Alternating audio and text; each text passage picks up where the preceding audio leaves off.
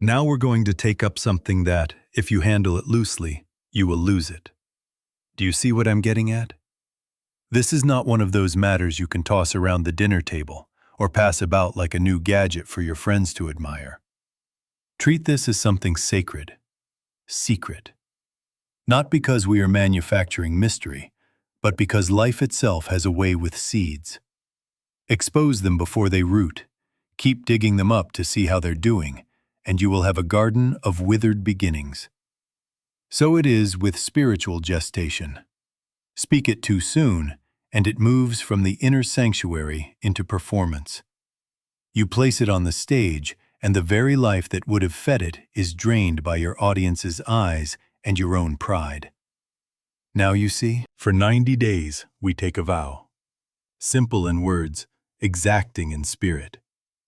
Each day we will enter stillness. We will be still and know. And, for 90 days, tell no man. Not to your spouse, not to your study group, not in your journal for later bragging, and certainly not to the marketplace of conversation, where curiosity and flattery and argument toss about the holy as if it were a new recipe. Must we stop being natural and human? Certainly not. But for 90 days we seal the lips. We keep the pearl in the shell. We let the babe rest where no Herod can find him. This is protection, not superstition. You are fencing a vineyard from the goats of opinion. You are keeping the waters still so you may see the face of God reflected without a ripple. Understand this at the outset. We are not collecting a technique. This is not an emergency medicine to be kept in the cabinet and swallowed when pain knocks. We are taking up an abode. The secret place of the Most High is not a weekend cottage. It is home. So do not reach for it to fix a form. Do not say, I will use stillness to get my supply, to fix my health, to change my neighbor. Stop that nonsense. We are not adding a tool to the human kit. We are consenting to dwell where grace is already operating. Whether forms appear or disappear, it makes no difference. Stand ye still. The battle is not yours, but God. And because this is an initiation, let me tell you where we are going. First, we will strip away the fascination with objects and the terrible habit of struggle. Then we will learn prayer again, not as persuasion, but as recognition of a principle that never wavers. We will train you as a channel, because there has to be a you through which this presence becomes practical. We will spell out a daily discipline of entering, abiding, releasing, until stillness is no longer an act, but your dwelling. And all of this, mark it well, we will hold in silence. For 90 days, let the seed take root. If you talk about it before it's born in you, you will lose it. Tell no man, and watch what God will be, in you, as you, through you. Must we use stillness only when we are frightened? Certainly not. Do you see what I'm getting at? If you run to the silence only when the siren sounds, you will always arrive late to your own life. Now, understand this. The question before us is not, will stillness help me when I'm in trouble?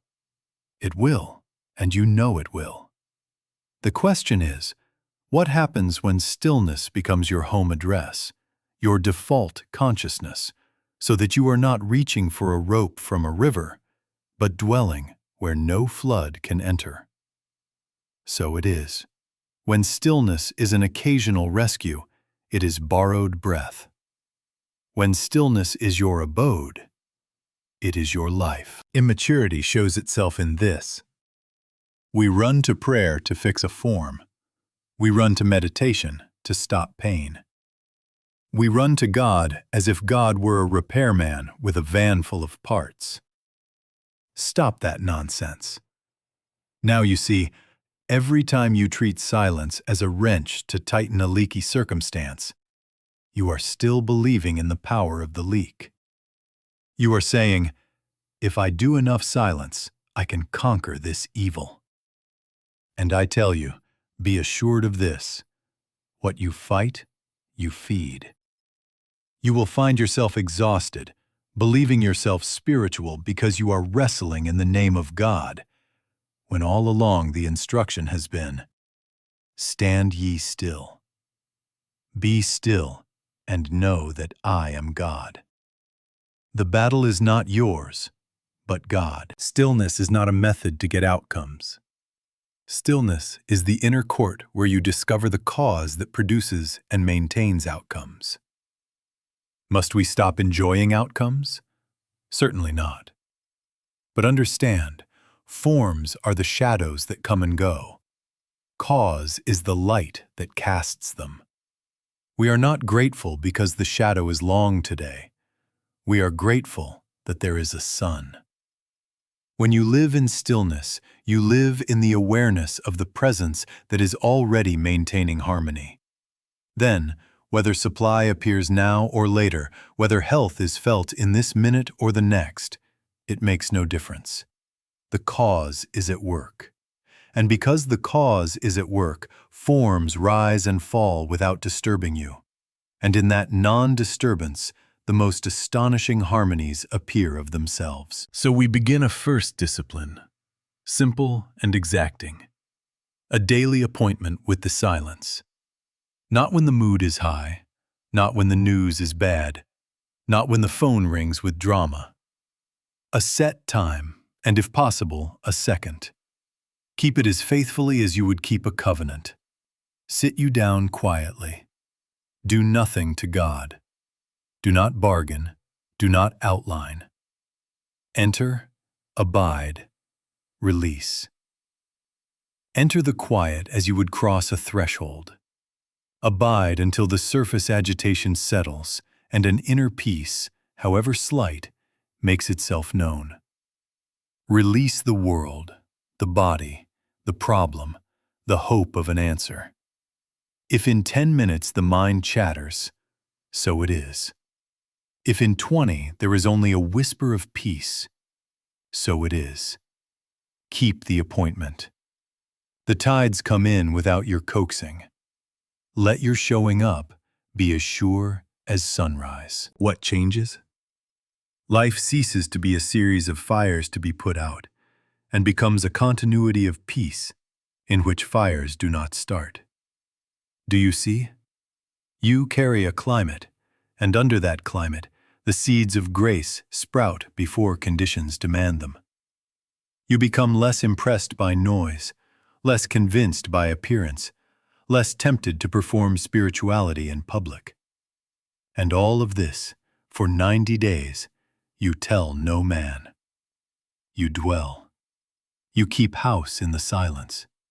And in that dwelling, the presence proves itself as the only cause, while you rest in the knowing. Now let us take up the great correction, because if this is not set right, the rest of our practice rides on a crooked wheel. Must we stop being grateful? Certainly not. But grateful for what? If I gave everyone in this room a $10,000 bill, would you be grateful for the bill or for the ability to produce it again? Now you see. To be grateful for money is as nonsensical as being grateful for the shadow on the wall. The bill can be spent, lost, stolen, or washed away with the next turn of events. But the ability, the cause, the presence that generates and regenerates supply, if you have that, it makes no difference what becomes of the bill. Do you see what I'm getting at? So it is with health. Are you grateful for the temporary sensation of ease in the body? Certainly we enjoy it. But to be grateful for sensation while ignorant of the presence that maintains harmony is to worship a weather vane. The wind shifts and your gratitude turns to fear. Reputation, relationships, titles on a door, all beautiful when they appear and all subject to the tides. Be grateful for them as evidences, yes, but do not mistake the evidence for the principle that produced it. I am not grateful that I have no scars. I am grateful that I have the grace of God that removes them. Now, if, in some moment, a scar should seem to reappear, would it make any difference really, if the grace that removes is with me? It makes no difference. Here is mature gratitude. Thank you, Father, not for the coin, but for the mint. Not for the loaf on the table, but for the living bread. Not for the applause of men, but for the life that finds its own in me and through me. Gratitude rightly aimed is not a clutching at outcomes. It is recognition of an ever-operating principle. And where do we make that recognition? In stillness. In the inner court you have been entering each day, you do not bargain, you do not outline, you recognize. Be still and know that I am God. Not be still and hope. Not be still and coax. Be still and know. In that knowing, gratitude ceases to be a bribe to the universe and becomes a simple, profound acknowledgement. The cause is present. The cause is operative. The cause is my sufficiency. When gratitude is corrected, fear begins to starve. Why? Because fear feeds on the worship of fragile forms. It counts the bills, checks the pulse, reads the headlines, and trembles. But if the cause is my resting place, then whether the bill remains or disappears, whether the body hums this hour or the next, whether men speak well of me or turn away, it makes no difference. The presence that produces, restores, and perpetuates harmony is at work, and my gratitude anchors in that. For these 90 days, keep this correction within. Do not announce your enlightenment to the world. Tell no man. Let your silent thanks be to the invisible cause, and watch how forms, relieved of your fear and your grasping, arrange themselves by grace. Stand ye still. The battle is not yours, but God's. Now we come to a law, and I state it without apology, because it is proved in every life that will sit still long enough to watch it work. Evil has a way of destroying itself, unless you take up arms against it.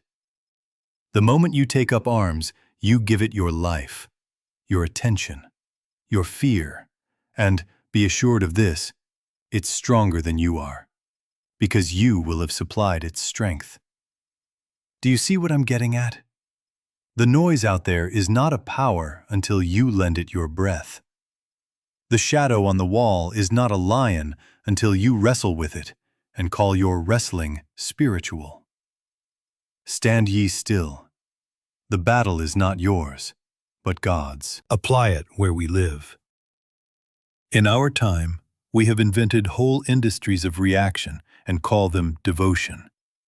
Performative spiritual warfare, anxious affirmations rattled off like machine gun fire, obsessive problem talk in the name of honesty, the addiction to reacting, texting, posting, correcting, rebutting, until by sundown, the problem we feared in the morning has been fed 30 meals and given our bed. Stop that nonsense. Now you see, when you argue with error, you enroll in its school. When you rebuke a shadow, you face the wall and forget the light behind you. When you parade your stand before men, you have already stepped out of the secret place and into the arena where beasts must be fought. And there, they are stronger than you are, because you have crowned them with your attention.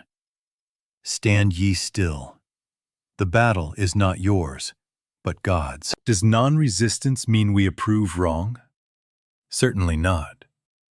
Must we condone injustice, ignore pain, or fold our hands? Certainly not. Non-resistance is not passivity. It is the refusal to grant power where God is the only principle. It is not surrendering to wrong. It is surrendering the belief that wrong is a power. There is a difference as wide as the sea. When you stand still, you are not consenting to error. You are consenting to God. You are saying, in effect, "This is not my battle. I refuse to feed it with my fear, my fury, or my publicity. I will not join the chorus that keeps it alive. I will abide until the presence reveals itself as law and harmony. And in that revealing, the appearance will either reform, remove, or be seen as nothing. It makes no difference which, if the cause is present. Stand ye still. The battle is not yours, but God's." And so we bridge again to practice. Because without practice, these are just words. Where do we deprive error of our strength? In stillness. Sit back, if only for 1 minute in the heat of it, and let reaction dissolve. Let the mind's explanations run on without your consent, like rain on a roof. Refuse the interview. Refuse the performance. Be still and know that I am God. Not be still and plan. Not be still and clench affirmations like a club. Be still and know. In that knowing, the self that panics fades to a whisper, and the self that knows God remains. And from there, action, if any, is clean, quiet, and without opposition. You will watch it work. The accusation unanswered collapses into its own dust. The fever that fed on fear starves in peace. The quarrel you did not audition for ends for lack of audience. Evil has a way of destroying itself unless you take up arms against it. So for these 90 days, when the urge to react rises like a wave, let it break at your feet. Stand ye still. The battle is not yours, but God's. Now let us take up prayer. Because unless this is corrected, you will keep dragging your old superstition into a holy place. Must we stop praying? Certainly not. But listen closely. Any prayer aimed at getting God to do something is nonsense. Sheer stupidity. Do you see what I'm getting at? God is not a capricious monarch to be coaxed. God is a creative, maintaining, sustaining principle. You can't call on it to do anything it isn't already doing. You don't sit up at night and pray the sun to rise in the morning. When the tide is out, you do not plead with the sea to come in. You understand there is law. You recognize. You align.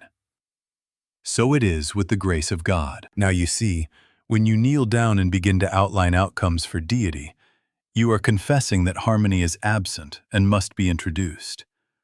That is a lie about God. When you beg for health, you are admitting a second power. When you plead for supply, you are elevating lack as something real that needs negotiation. Stop that nonsense. The principle of life is even now maintaining life. The principle of harmony is even now governing. Whether you perceive it in this minute or the next, it makes no difference. The cause is operative. So what then is prayer? Prayer is realization. Prayer is recognition. Prayer is the quiet awareness that there is an ever-present activity already maintaining, sustaining, and governing its own creation. Prayer says, "Father, I recognize thy presence. Thy kingdom is, not will be." Prayer is not information sent up. It is light dawning within. Be still and know that I am God. Not be still and ask. Not be still and bargain. Be still and know. In that knowing, the appearance yields, of itself, by law, to the truth already in operation. Why then is stillness required? Because the mind that begs cannot recognize. The mind that argues cannot perceive. A noisy mind makes a noisy God. When you flood the inner sanctuary with petitions, you drown out the very whisper announcing, "I am here." Be assured of this. Listing symptoms to God does not heal them. Your recitation only certifies them. Explaining a need to omniscience is as foolish as lighting a candle to help the sun find your house. Sit back, close the ledger, refuse the performance. In the quiet, you witness what is, and what is dissolves what never was. Make it practical. When a need appears, do not rush to speech. Enter, abide, release. In the hush, let the inner assurance come, even a thimbleful at first, that principle is present. Thank you, Father, not for changing anything, but for being what thou art. Thank you that thy law is fulfillment. Stand ye still. The battle is not yours, but God's. And then, if action is given, it will come as a gentle inevitability, without strain, without opposition. Now, having corrected prayer, we must ask how this ever-present principle becomes practical in our world. If it fills all space, why does it not flood every life with harmony? There has to be a you through which it finds expression. Stillness is what keeps that channel open. We will take that up next. Keep it sacred. Tell no man. Let the recognition mature until grace proves itself quietly as life. Now we take up the paradox that troubles so many, and yet, once seen, settles everything. God fills all space. God is the life of all that lives. And still, the world seems to benefit only as that presence finds an inlet through individual consciousness. Do you see what I'm getting at? Sunlight fills the morning, but if the shutters are closed, the room remains dim. Electricity is in the house, but until a switch is thrown, the lamp does not shine. So it is. God is not absent anywhere, but until there is a you consenting, recognizing, yielding, there is no avenue for that invisible fullness to become visible form. There has to be a you. This is why, in every age, there had to be a Moses. There had to be an Isaiah. There had to be a Jesus. Not because God is limited, not because omnipresence needed a helper, but because consciousness is the path by which realization appears as practicality. There had to be someone to stand still and know, to open the inner door and let the river of life flow out into a thirsty scene. Otherwise, what would the multitudes have done if there had been no you to say, "Be still, the battle is not yours, but God's"? Even now, God fills your home, your work, this room. But until there is a you who can be quiet enough to recognize, the presence remains as presence only, and not as demonstration. There has to be a you. Now do not start that old song about worthiness. But I am not holy enough, not learned enough, not free of mistakes. Stop that nonsense. You are not asked to be worthy. You are asked to be available. Worthiness is a human measurement. Availability is spiritual consent. The only fitness required is receptivity, and receptivity is born in stillness. Must you perfect yourself to be a channel? Certainly not. You must be still enough to let perfection announce itself. You must surrender your noise, your outlining, your performance, and then, in the quiet, the switch is thrown, and the light that was always there illumines this corner of the world through you. Here is why we guard this with secrecy in the beginning. Public talk scatters attention. Private incubation concentrates it. When you parade what is tender, you pull it out of the root bed and pass it from hand to hand until its life is bruised. When you keep it in the inner sanctuary, it gathers strength, it finds stability, it becomes a state of consciousness rather than a thrilling notion. Tell no man, not as superstition, but as protection. Every word you spend in performance is a drop less for realization. Keep the waters still. Let the mirror of the soul be unruffled, and the face will show of itself. So our 90-day vow takes on its true character. It is not a challenge to prove spirituality to anyone. It is training the channel to remain open without dramatizing itself. Each day you enter, you abide, you release. Each day you decline to make a show, either of piety or of problem. Each day you practice being a transparent presence through which the infinite may do what it is always doing, maintaining, sustaining, revealing harmony. And then, action, if any, will arise without strain. Words, if any, will be few and weighted with peace. And results, if any, will need no announcement. It makes no difference how loud the world calls for your commentary. Stand ye still. Be still and know. The presence becomes practical through you, and stillness keeps the channel open. Keep it sacred. There has to be a you. Now we set the fence around the vineyard.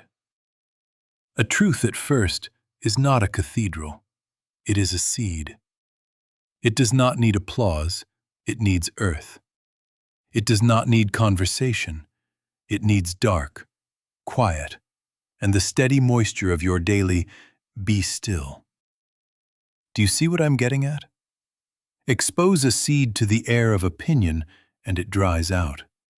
Parade a tender shoot before the winds of praise and debate, and the little life that should go to rooting goes instead to bracing itself against weather. So it is with realization. In the beginning, you carry a babe, not a doctrine. You carry it into Egypt, into the hidden place, until the danger of Herod, which is vanity and the curiosity of men, has passed. Tell no man. Is this secrecy fear? Certainly not. It is not fear of the world. It is reverence for the holy. It is not secrecy from danger.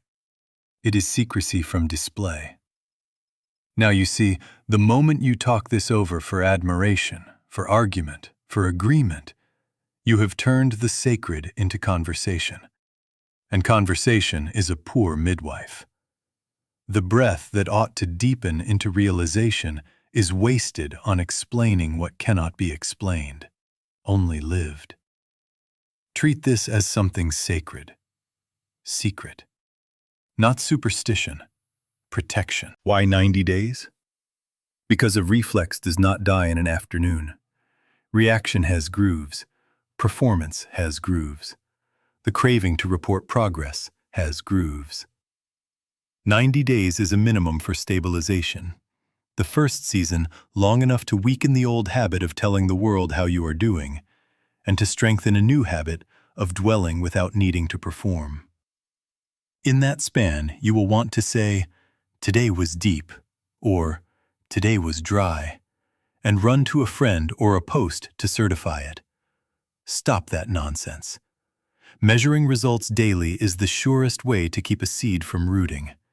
You keep digging it up to see how it is doing and wonder why it wilts. Name the hazards plainly, so you will recognize them at the door.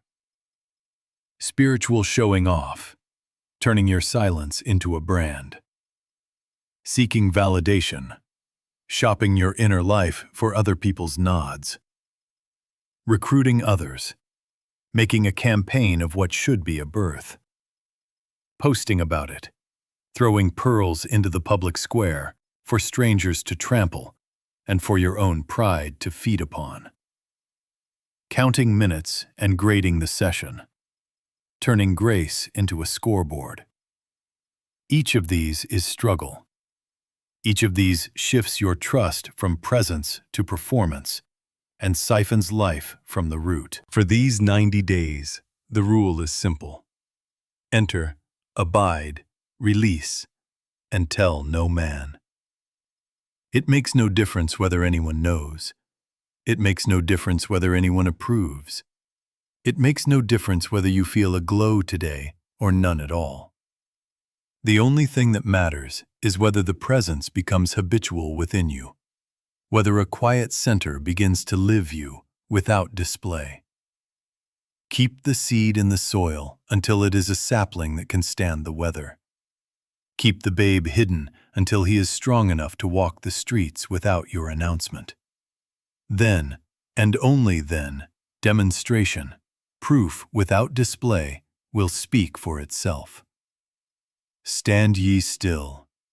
The battle is not yours, but God's. Now we come to the simple thing you will do every day, and if you complicate it, you will lose it. Do you see what I'm getting at? Stillness is not something you do to God. It is where you stop doing and let the presence reveal itself. So sit you down quietly. Chair, feet on the floor, hands at rest. Eyes closed if that helps, or half open with a soft gaze. Not to think better thoughts, not to compose holy sentences, but to let thought itself come to rest until awareness is clear, like water that has stopped being stirred. If a posture or a room helps, fine, but understand the place is within. We are not decorating a chapel. We are consenting to the inner sanctuary. Step 1. Enter. This is the brief turning within, the crossing of a threshold. No announcements, no summaries of the day, no outline of problems or proposed solutions. A soft acknowledgement, here I am. That is all. Here I am. Not, here are my needs. Not, here is my plan. Here I am. As if you were answering a roll call in the presence that already knows. This is not information, it is availability. You have turned from the noise to the quiet, from the outer shimmer to the inner fact. It makes no difference whether you feel anything. You have entered. Step 2. Abide. You wait. You do not wrestle the mind. You do not chase thoughts with sticks. Let them pass like birds across a wide sky, and you attend, not to the birds, but to the sky. If the mind chatters, so it is. Return gently to simple recognition. God is. I am is. Be still and know. Not as a club, not pounded, just a quiet returning whenever you notice you have wandered. Wait for the inner peace to descend of itself, like the tide coming in without your coaxing. A thimbleful, a river, it makes no difference. Your task is not to manufacture presence, but to be present to presence. Step 3. Release. Now the hands open inwardly.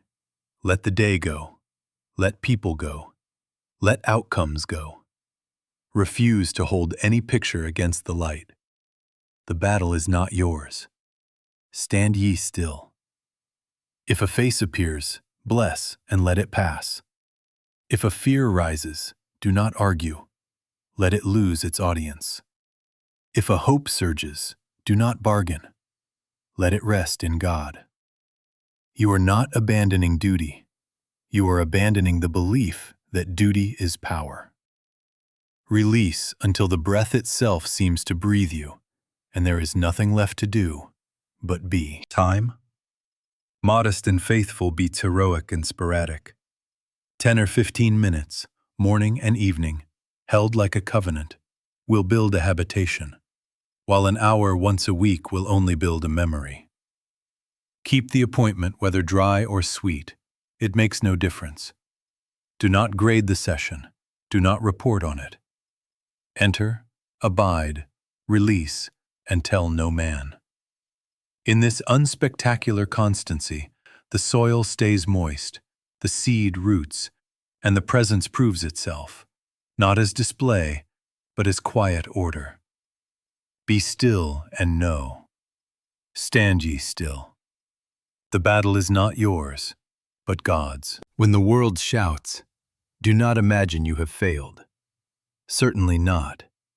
Trials, alarms, notices of lack, sharp words, symptoms, these are not punishments. They are bells. Do you see what I'm getting at?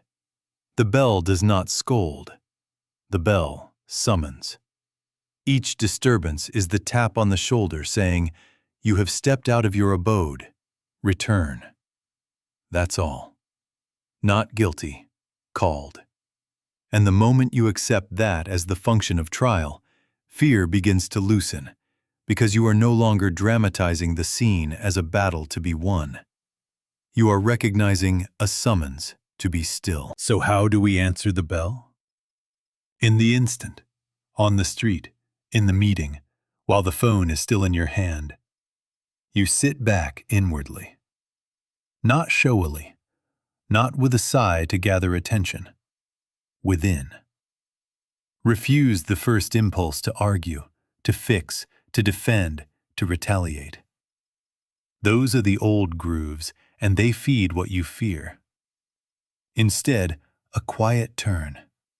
Father, here I am. Then rehearse, but not as a club, gently, as recognition.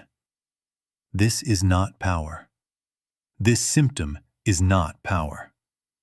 This invoice is not power. This accusation is not power. Only presence is power. You are not denying facts.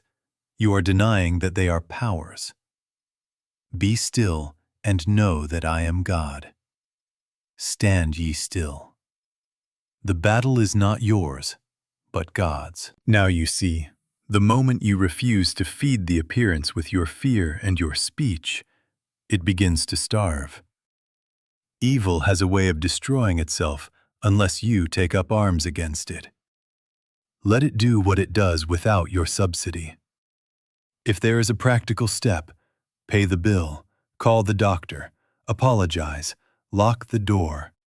Take it quietly, cleanly, without inner war. Outwardly, you do what wisdom indicates. Inwardly, you remain non-resistant, anchored in the knowing that principle is already operating. If you feel the surge to report your bravery, to post your poise, stop that nonsense. Tell no man. Every word spent on performance steals a drop from realization. But if I do not fight, won't the wrong prevail? Be assured of this.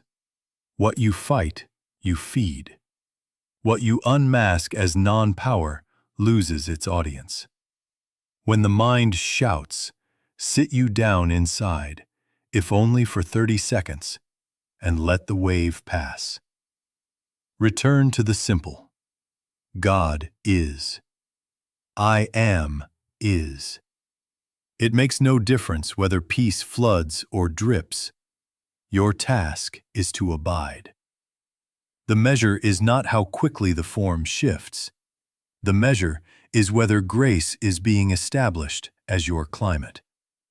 Today, tomorrow, it makes no difference. The cause is operative. And so, every trial becomes your bell. Every bell becomes your doorway. In 90 days of answering the bell with stillness, a strange thing occurs. You begin to live so near the center that bells ring less often, or when they ring, they do not startle. You recognize the summons. You answer in silence, and the appearance either reforms, removes, or reveals itself as nothing. It makes no difference which. if the presence is your abode. Stand ye still. Be still and know. Let the world shout if it must. Within you, let there be only the quiet recognition. This is not power. I am is. The battle is not mine, but God's. Now, having learned to turn at the bell and refuse the performance, we must answer a quieter question. Who turns? Who is it that sits back and knows? There is a word, capitalized always, that does not belong to personality at all. It is not Joel, not Mary, not the story you tell about yourself. It is I. Not the anxious I that claims, defends, fears, and desires, but the I that is presence, the I that is activity, the I that is what you truly are when you are not performing or reacting. Do you see what I'm getting at? When you are still enough to witness without grasping, to act without inner war, to love without needing a receipt, that I is present. Be still and know that I am God. Now you see the two uses of that pronoun. The ego says I and immediately counts. My health, my reputation, my rights, my plan. That I is noisy. It rushes to outline, to protest, to improve. It is the weather. But the true I, the I am, is awareness itself. The clear sky in which weather comes and goes without making a dent.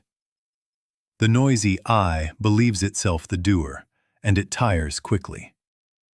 The quiet I acknowledges God as the only doer, and it never strains. The noisy I is frightened of error and must fight. The quiet I knows error as non-power and refuses to supply it. Stand ye still. The battle is not yours, but God's. In the inner sanctuary there is, as it were, a password. Not a phrase shouted to impress the corridor, but a recognition held inwardly like a lamp cupped in the hands. I am. Moses did not receive a marketing slogan at the bush. He removed his shoes. He recognized holy ground.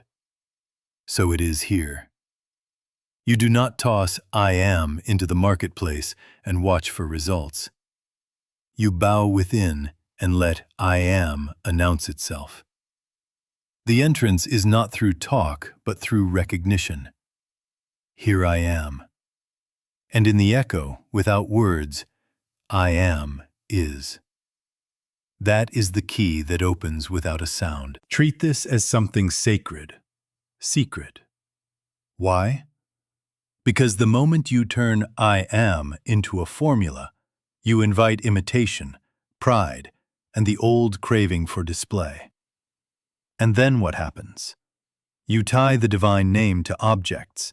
I am this, I am that, and try to force the river to carry your toys. Stop that nonsense. We are not using the name to get forms. We are consenting to be the transparency through which cause reveals itself as harmony. Speaking I am to be seen is idolatry of the little I. Living from I am in silence is demonstration. Tell no man. Make it practical. In stillness, you are not hunting an identity. You are ceasing the hunt. As thoughts parade, I need, I fear, I must, recognize whose voice that is and let it pass. Return softly. God is. I am is. It makes no difference whether you feel exalted or ordinary. Identity is not a sensation. It is a fact realized. As the practice repeats, authority shifts from the anxious self to the quiet I am, and inner dominion appears as a steady climate, not a performance. So we come to the threshold of our closing movement. We will not end with a promise of things, certainly not. We will end with the establishment of identity, because when the I am is recognized and held sacredly, forms take care of themselves by law. The real I is not the nervous me of yesterday and tomorrow. It is the eternal I am, discovered in stillness and proved by life. Stand ye still. Be still and know. Tell no man, live it, and let grace do its own announcing. Demonstration, then, is the standard. Not talk, not glow, not visions. Must we stop being grateful for sweet moments? Certainly not. But understand the measure. Do you see what I'm getting at? Progress is not how high you soar in meditation. It is how little you panic when the phone rings with bad news. It is not fireworks. It is fewer fires to put out. It is a steady undercurrent, a sense, quiet but sure, that you are sustained. Not because anything dramatic occurred, but because you find yourself answering the day without that old inner tremor, without the itch to report, without the reflex to fight. It makes no difference how mystical the experience if, afterward, you still hurry to defend, to bargain, to announce. Demonstration is the only proof. Quiet peace, sustained harmony, and a life that moves without friction because you are no longer at war within yourself. Now you see why we speak of hidden manna. When consciousness is aligned, supply shows without fanfare. Guidance appears in the next obvious step. Healing takes place between breaths. Sometimes before you realize there was something to be healed. You reach for an answer and discover the letter was already on the desk. The needed word already on your lips. The way already cleared while you slept. Not because you pleaded, but because principle was operating and you were not interfering. Hidden manna is not spectacle. It is sufficiency unveiled at the moment of use. You will find the right door unlocked, the right person at the right time, the strength to do what is next, and no one to congratulate, nothing to display. Thank you, Father, not for changing anything, but for being what thou art. Guard against the countdown trap. 90 days is not a bargain with God. If I do this, you do that. Stop that nonsense. These days are training in receptivity and stability, in not getting rattled, in keeping the channel clear. Do you see? It makes no difference whether day 14 is dry or day 40 feels heavy. You are not grading God. You are unlearning your own noise. The scoreboard, minutes, sensations, stories, is the old idolatry creeping back with a stopwatch. Lay it down. The seed is rooting, babe is growing, whether you feel it or not. And if you miss a day? Certainly not guilt, certainly not warfare. Be as non-resistant with yourself as you are learning to be with appearances. Refuse self-accusation. It feeds the same old belief in a second power. Simply return. Sit you down again tomorrow. Enter, abide, release, and tell no man. Quiet fidelity is the way a climate forms. Stand ye still. The battle is not yours, but God's. So we are almost ready to seal the vow. Not with a trumpet, not with a post, not with a testimony sought for its echo, but with a simple inner litany that belongs to no ear but the Father's. Here I am. God is. I am. Thy grace is sufficient. Thy law is fulfillment. Thank you, Father. Not for saying, living. And then go on your way, unannounced, to let the hidden manna feed you and the invisible presence prove itself as harmony, without display. So we come to the seal, and I must leave you not with excitement, but with a refrain that you will carry as breath. Be still, and know. Stand ye still. The battle is not yours, but God's. Say it within you until it is no longer a sentence, but a climate. Say it when the morning opens and when the lamp is turned out. Say it not as magic, not as a weapon, but as recognition of the law that already is. It makes no difference how noisy the world becomes. The refrain is your doorway home. Now, do not turn this closing into a performance. Treat this as something sacred, secret. For 90 days, keep your inner litany unspoken to the world, guarded like a pearl in the fold of your robe.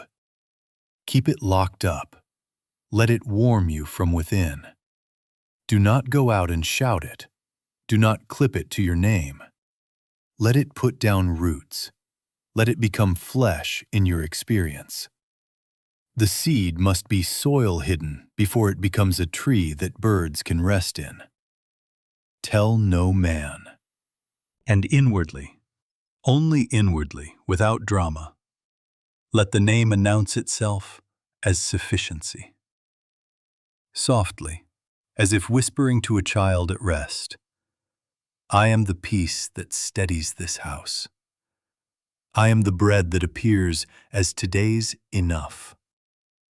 I am the water that refreshes thought and rinses fear. I am the life that lives itself without struggle. I am the way that shows itself when needed. I am the light by which you see what to do next. Not to impress, not to get things, but to live from cause. I am. Then silence. Let the words fall back into the well and leave only knowing. The day will come, it must, when you will no longer fight error because you will no longer believe in its power. The day will come when you will pass through rooms where contention used to rise and find that it cannot find you. Something quiet in you will have changed the weather. The day will come when your work, your home, your very footsteps carry a hush that steadies others without your speech. Not because you set out to influence, but because you live from an inner sanctuary, and the world feels it by law. So go home now. Sit you down. Enter, abide, release. Morning and evening, faithfully, modestly, without display. Refuse to report on your holiness. Refuse to dramatize your difficulties. Keep the vow. Guard the secret. And let grace be the only announcement, appearing as order where there was confusion, as sufficiency where there was fretting, as gentleness where there was strain. Thank you, Father, not for changing anything, but for being what thou art. Be still. Stand ye still. The battle is not yours, but God's. Carry this, and carry it quietly, until the I am is no longer a phrase you cherish, but the life that lives you. Then, without a word, demonstration will say the rest.